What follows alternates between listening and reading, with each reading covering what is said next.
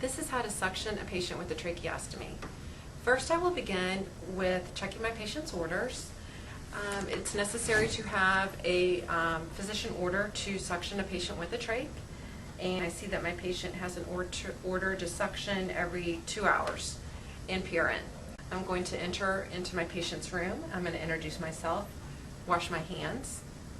I want to have my patient's chart, and I'm going to, because he cannot speak with this trach, check his identification bracelet, his name and his birth date and medical record number. Because I'm going to be dealing with secretions, wear PPE, and so I have a yellow gown on today to protect myself and a mask with a face shield to protect my eyes. For demonstration purposes, so that you can hear me, I am not going to be wearing my mask with my face shield. The supplies that I will need for this procedure are a suction catheter kit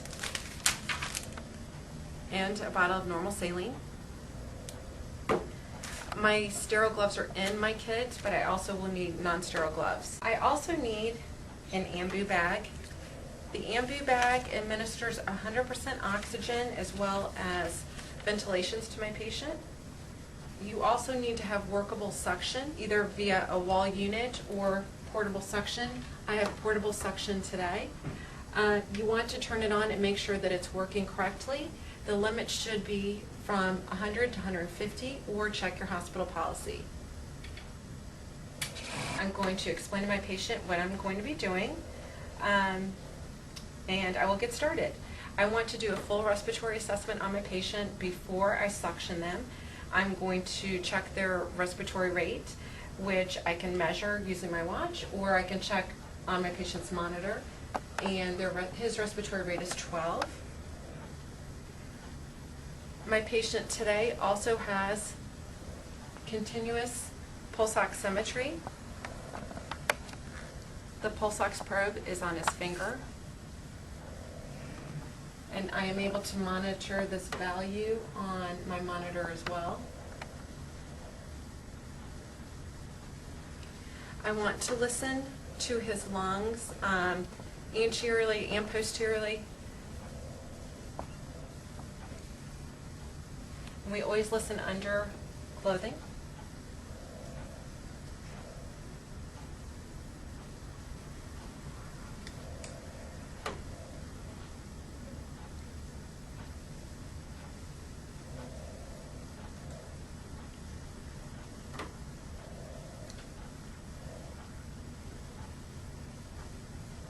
I would turn my patient and listen posteriorly.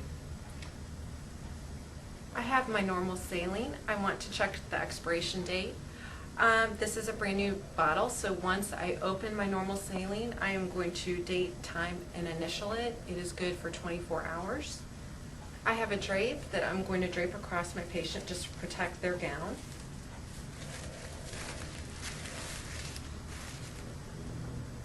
Now I will open my kit and set up my supplies.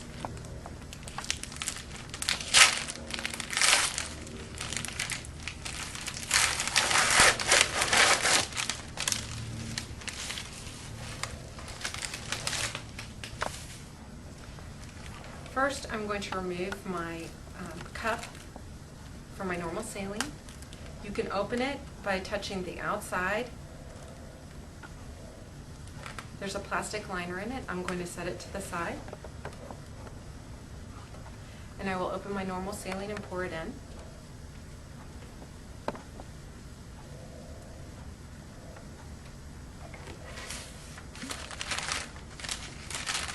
Now I will go ahead and open my kit. I'm opening my kit in a sterile fashion. It's in front of me. I'm only touching the 1-inch border of my packaging. I will don my sterile gloves.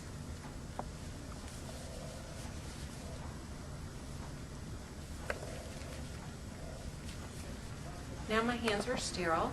Because I'm right-handed, I will designate my right hand as my sterile hand and my left hand as a non-sterile hand. Before I suction my patient, I am going to give them some oxygen. to increase their oxygenation.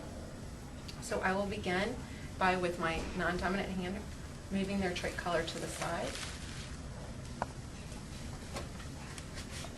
Taking my ambu bag, attaching it to the trach, and giving approximately 3 to 6 breaths, monitoring my patient's oxygen pulse oximetry.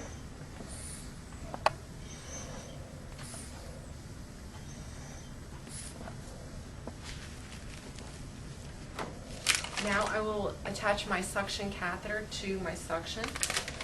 I can check and make sure that the suction is working. Now what I'm going to do is I'm going to attach the end of my suction catheter to my suction tubing at the connections. And take the wrapper off my suction catheter. I'm very careful not to let my catheter fall and become contaminated. I will test that my suction is working by putting the tip of my suction catheter in my normal saline. With the thumb of my non-dominant hand, I will cover the opening of the suction catheter, and that is what applies the suction. I'm ready to suction. Again, I'm checking my patient before I start suctioning, noting their respiratory rate and pulse oximetry. With my non-dominant hand, I will move the trach collar to the side. With my dominant sterile hand, now insert my suction catheter into my patient. I'm going to insert my catheter until I just meet resistance. And that means that I'm touching the carina. I will withdraw the catheter approximately a ½ inch to an inch, and then apply suction intermittently with my non-dominant hand. I want to monitor my patient, how they're tolerating this, how their oxygenation is, and looking at my suction catheter, noting the type and the amount of secretions. Then with my non-dominant hand, I will put my trach collar back. I'm now going to take my catheter to my normal saline and apply suction to clear my line. And I may repeat if necessary if my patient continues to cough or I can hear secretions. At this point, my patient sounds clear and is not coughing any longer. So I am going to dispose of my catheter by coiling it in my dominant hand, removing it from the suction tubing. As I'm doing this, I'm noting my patient at all times that their respiratory status is stable, that their pulse oximetry is within normal limits. I'm now going to dispose of my catheter by disposing of it inside my glove and throwing in a trash container.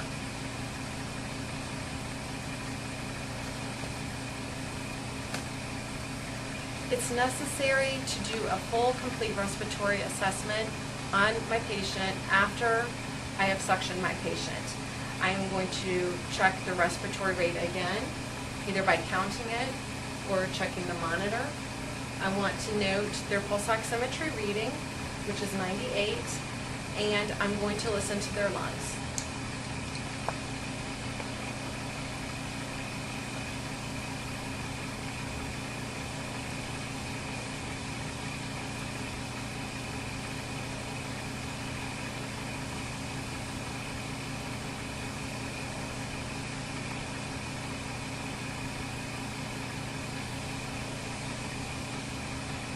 My final step will be removing my gown and washing my hands.